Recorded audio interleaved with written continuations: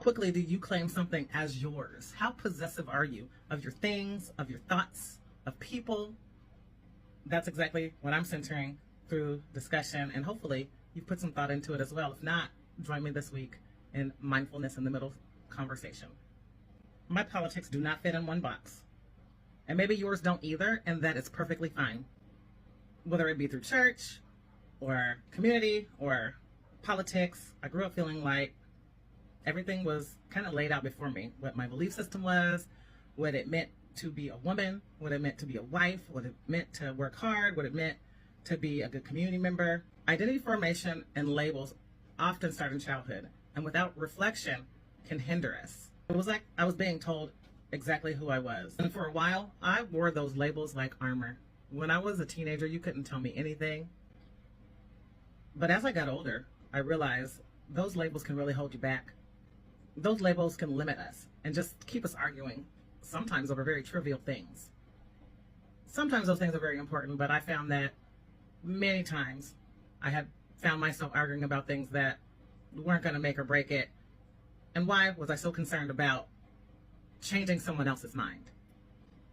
Instead of changing someone's mind, I felt I should be focused on figuring out ways that I could learn, listen, and grow alongside my community and my neighbors and my friends. I just want people to feel free, and whatever that means for them.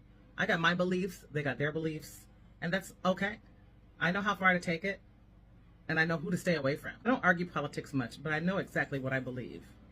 And in this day and age, that is absolutely difficult. I'm not afraid to stand for what I believe in at all, but I've learned to choose my battles wisely because some folks are unwavering in their beliefs. And I know that firsthand by how I was raised. There are certain things that you're just not going to be able to change my mind on, no matter how hard you argue. Mindfulness research shows identity is fluid, and clinging to a fixed self often causes unnecessary stress. We generally don't just defend objects, we do defend our ideas, and I find that I defend my ideas more than I defend my objects. Now, don't get it twisted. Don't steal from me. For some time, I thought letting go of my belief system meant letting go of myself. It was so ingrained in my identity. My religion, politics, what I felt like it meant to be successful, all of those things. When I let go, I did not lose myself. I shed an old skin, and shedding that skin allowed me to become more beautiful and more curious and more inclusive of the world around me. So this is the reality check for this week. What do you need to shed so that you can become more curious and embracive and inclusive of the world around you? What is keeping you stuck in one place in rigid thinking? And what do you need to release to be free?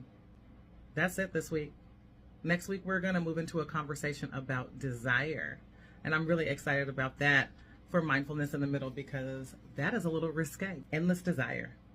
As often as possible for the next week, think about your arising desire and what that means and what that felt like and what it came from.